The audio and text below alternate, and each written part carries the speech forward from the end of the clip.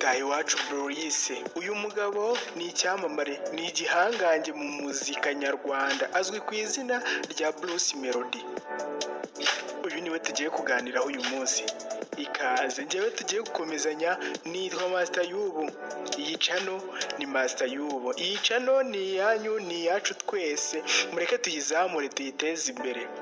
Wowe mushyashya, kandira subscribe. Wowe dusanzwe tumenyeranye wamaze kwiregistaringa, komeza ukurikirana ibiganiro byacu kugira ngo tumekinge sure neza ko tutari gukorera ubusa. Kandi mwese mu gihe ari uhuye n'ikibazo ajye tanga ka comment. Tugarutse kuri Bruce Melody, uyu mugabo ni igihangange, muramuzi, ni umwe mu bahanzi b'abanyarwanda bageze ku rwego rwo hejuru mu muziki. Uyu Bruce azwiho impano yihariye, ubuhanga mu kuririmba no kwandika indirimbo, n'ijwi ryiza riga yandi mu bwiza no mu mbaraga. Bruce Melody yavutse mu mwaka w'1992, avukira mu murwa mukuru w'igihugu cy'u Rwanda, i Kigali. Bruce Melody yakuriye mu buzima butoroshye ariko bwamubereye isoko yo kwihangana no gukunda umurimo. Muri iki kiganiro dore ibyo turi buze kurebera hamwe. Turaza kurebera hamwe ubuto bwa Bruce Melody n'intangiriro, intandaro y'impano afite kugeza ku isaha. Turaza kureba uburyo ki Bruce Melody n'ikintu cyaje kumufasha kuzamuka mu rwego rw'igihugu, ku rwego rugeze hariya. Bruce Melody nanone turaza kureba uburyo ki yageze ku rwego rwo kugira ngo aririmbe abe umuhanzi mpuzamahanga. Bruce Melody kandi turaza kureba album ye ya mbere yasohoye, tuyiganireho. Ikaze. Komeza kubibutsa we muntu mushyashya kandi subscribe. Ubuzima n'intangiriro by'impano ya Bruce Melody. Bruce Melody yavukiye i Kanombe ku itariki 2 Werurwe 1992. Bruce Melody yakuriye mu muryango uciriritse. Yakuriye mu rusengero aho yakundaga kuririmba. Yize ku mashuri ya Camp, Kanombe na Rwamagana Islamic. Bruce Melody yatangiye kwandika indirimbo akiri muto, ibintu byamufashije kwinjira mu muziki gahoro gahoro. Dore ko Bruce Melody yazamutse mu rwego rw'igihugu. Bruce Melody mu mwaka w'2011 yinjiye muri studio bwa mbere, akora indirimbo yitwa Tubivemo. Iyi ndirimbo yaciye ibintu abantu benshi twese turayizi.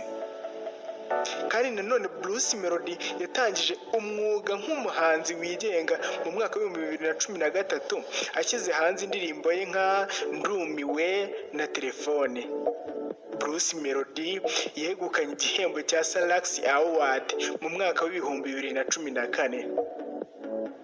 Ibyo ngibyo rero bidatinze, mu mwaka w'2018 Bruce Melody yaje kongera kwegukana igihembo cya Primus Guma Guma Superstar. Ibyo byatumye uyu mugabo b'igihangange mu gihugu, amenyekana ahantu hose, kugeza n'ubwo wasangaga abakecuru n'abasaza n'abana bato cyane buri wese bari kuririmba bati Bruce Melody, Bruce Melody Itahiwacu, bati yuhu, twese turamuzi. Dore ko Bruce Melody yatangiye kuririmba ku rwego mpuzamahanga. Bruce Melody yatangiye gukorana n'abahanzi mpuzamahanga nka Khaligraphy Jones muri Coke Studio na Shaggy mu ndirimbo When She's Around. Bruce Melody yagaragaye ku rutonde rwa Billboard ndetse akora ibitaramo muri Kenya, Nigeria, Tanzania ndetse n'ahandi. Mu mwaka w'2023 Bruce Melody yahawe igihembo cya Trace Award nk'umuhanzi w'umwaka mu Rwanda. Ibi babyumvishe neza, mu wa 2023 Bruce Melody yahawe igihembo cya Trace Award nk'umuhanzi w'umwaka mu gihugu cy'u Rwanda. Dore album Bruce Melody yasohoye ariyo ya mbere.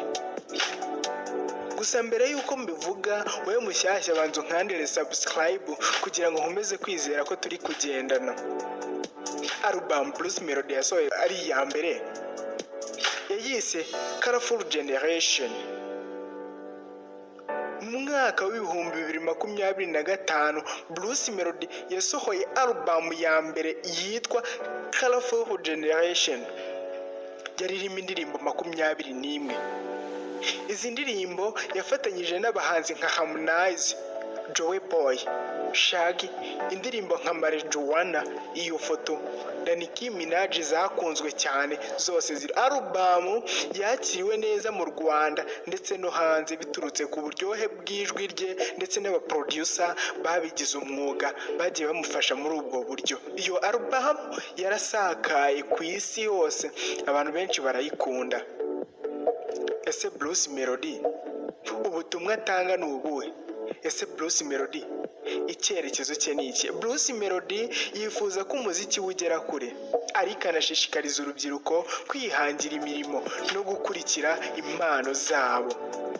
Abinyujije mu Gitangaza Music afasha abahanzi bato kubona amahirwe, ashyigikiye umuziki ufite intego kandi uhamya umuco nyarwanda. Urugendo rwa Bruce Melody ni isomo rikomeye ku rubyiruko rufite inzozi. Bruce Melody yavuye ku rwego rwo hasi abigeraho abikesha impano, umuhate ndetse no kwizera ejo hazaza. Bruce Melody afite icyerekezo cyo gukomeza guteza imbere umuziki nyarwanda ku rwego mpuzamahanga. Urakoze. Nitwa Master Yubu, tuzongera tugaruka tuganira ku bandi bahanzi b'ibyamamare mukunda. Naho ubutaha. Ciao ciao, turabakunda.